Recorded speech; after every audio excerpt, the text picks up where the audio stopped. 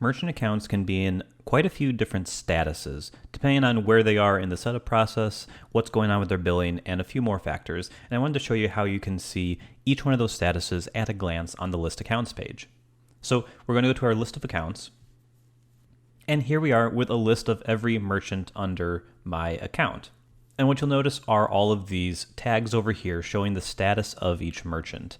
And so active is what most of these accounts are, and that just means the account is active, they're actively being billed, everything's in good standing with the account. Now, at the top, we want to put accounts that are in a status that you may want to know about, that you may want to notice first and foremost. And those three statuses are pending, delinquent, and past due. So any pending account is going to be a merchant that you're in the process of creating. Maybe you've set them up, but you haven't added their MID yet. They haven't received their email yet, or they have received their email, they just haven't set a password yet. So their account hasn't been fully created, but you started down that road. So you can click into this and finish setting them up, resend the welcome email, see what's going on with that account. Then merchants can be active delinquent or active past due. And so basically that means they're active accounts, but they're delinquent or past due. And so past due just means that their most recent payment failed. I'll show you more on that in a second. And they need to be rebilled. If an account stays past due for too long, the account will go delinquent. And so if they're delinquent, that means that we haven't been able to collect their gateway fees in a while, and they are now basically restricted from accessing their account. You need to resolve the issue with fees for them before they can get back into their account. And if 6 months go by and we can't collect from the merchant, then those fees will be debited from your account. So you want to make sure that delinquent merchants are taken care of as soon as possible. If we scroll down here to the bottom, we can see 4 more statuses, and those are split funding, restricted, closed, and test accounts. And so split funding is a type of merchant account that you'll use if you're using our split funding service. So that's a way to basically do split payments on our ProPay platform. So if you're using that feature, then you will, as a part of that process, set up a split funding merchant account. And this is basically a reporting merchant. And they'll sit here at the bottom because the merchants won't be logging into that. That'll typically be your merchant account. And you'll basically just use it for reporting purposes.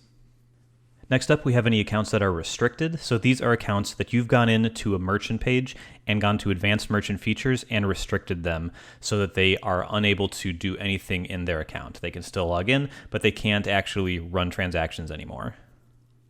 Closed accounts are what you'd expect. They're accounts that you've marked as closed and they are no longer being billed. They're no longer able to log into their account. They can't do anything, but if you ever wanted to reactivate them, maybe they're a seasonal merchant or something, you can click into the merchant account here and set them back to active, and then they'll be able to resume everything just like when they left. But closed accounts will show here near the bottom.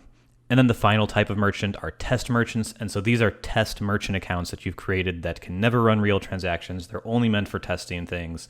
Those accounts will show right here at the bottom. They're kind of gray because they're not getting billed. They're not running transactions. They're just things that are out there for testing purposes. So those are all the statuses of merchant accounts that you'll see all on the list accounts page.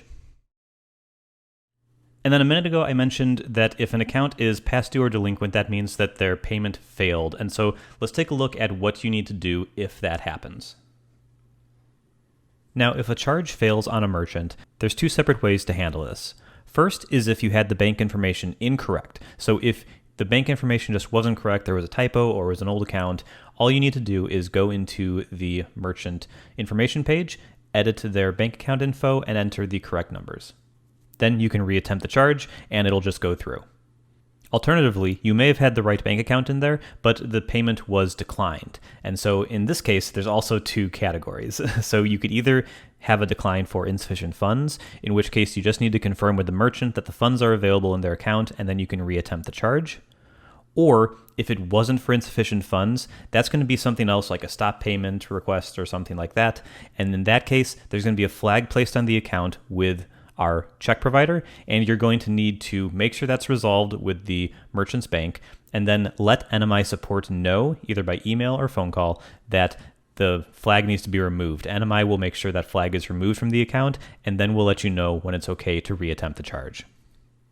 Either way, you want to make sure that if an account goes past due, you work to get it resolved as quickly as possible to make sure they don't go delinquent and lose access to logging into their account to run transactions.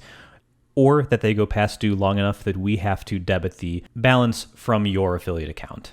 So you want to make sure that all of these issues with payments are resolved as quickly as possible.